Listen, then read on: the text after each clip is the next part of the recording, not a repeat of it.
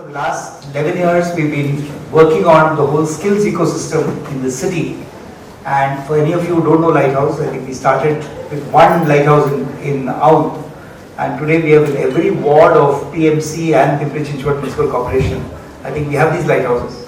And the basic purpose of the lighthouse is not so much to give skills, but to give what we call agency, the aspiration to change our futures. Because today I think a lot of young people tend to be complacent and say, this is my karma, this is what I was born to do. But we don't make that effort to go forward, which I think is very strong in middle class communities, but not so strong in the slum communities we work with. So it's been very successful so far, because I think of the people who want jobs, we are able to get 60 to 70% of them good jobs.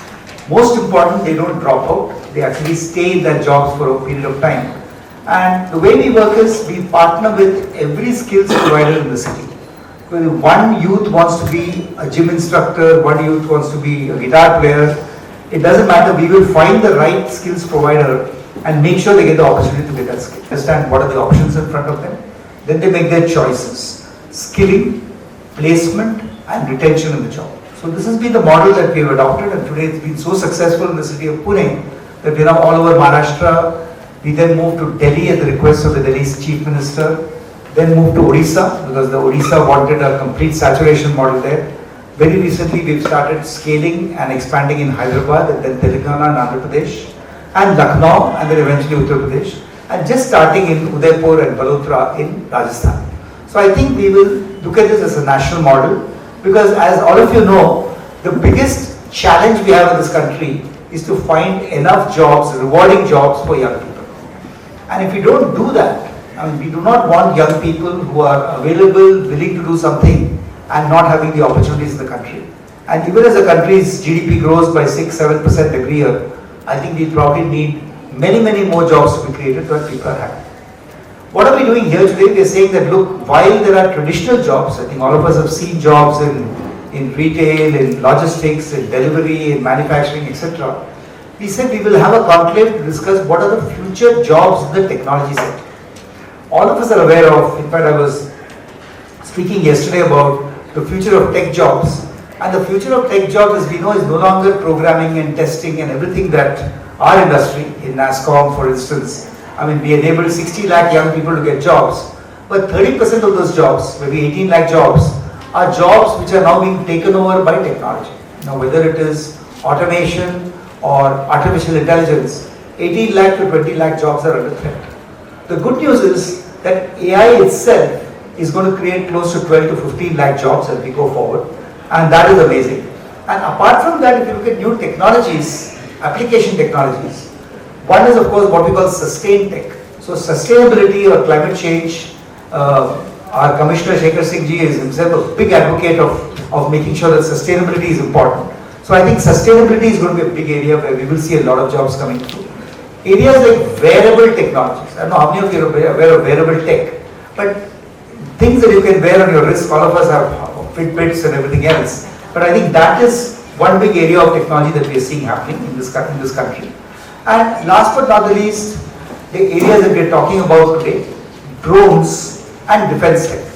As I think most of us know, artificial intelligence has been popular because it has enabled many new things to happen in this country. I myself am the chairman of Honeywell in India, and I had the privilege of being in Houston, Texas in the US 2 months back, where at the headquarters of Honeywell's process automation group.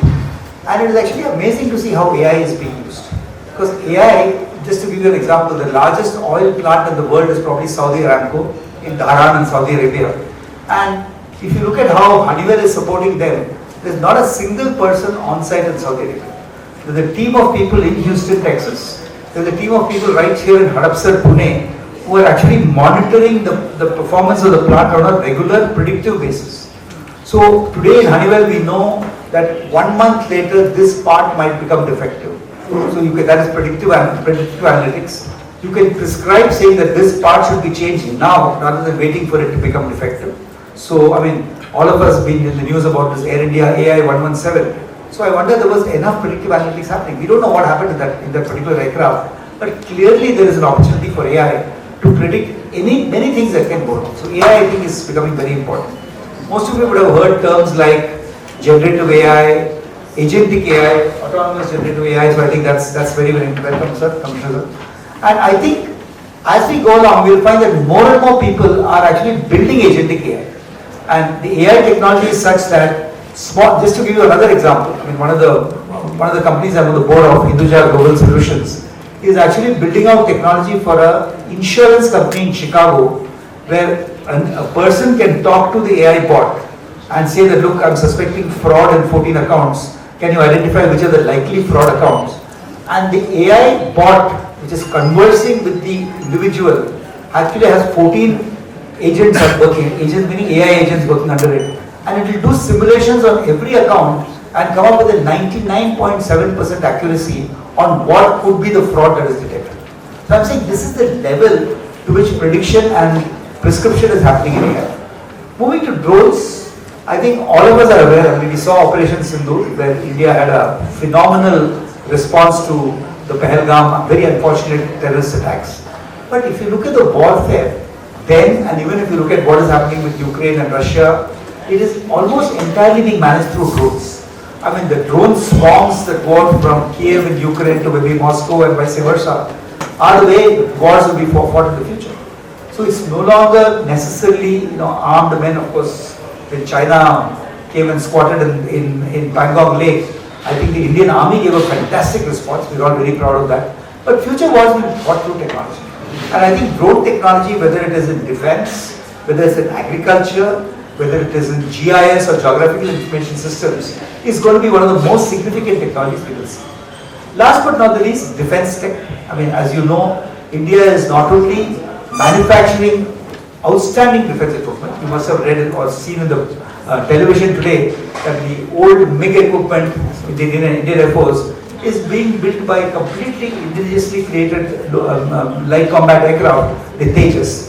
Similarly, the hero, in my opinion, of the Operation Sindoor was the BrahMos missiles, which were so targeted, well directed, that we had amazing impact on that. So I think all this is showing, and even Pune itself, there are many companies engaged in defense tech.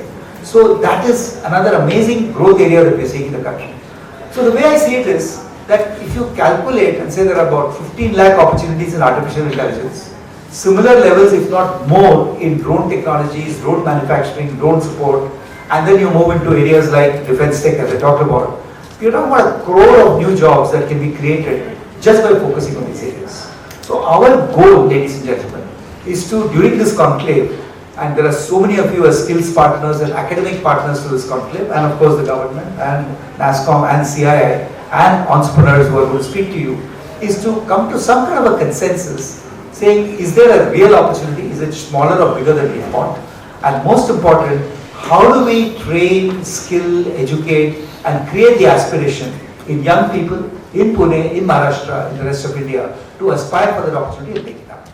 So we are all here together to make it happen. Thank you and have a great day. Thank you.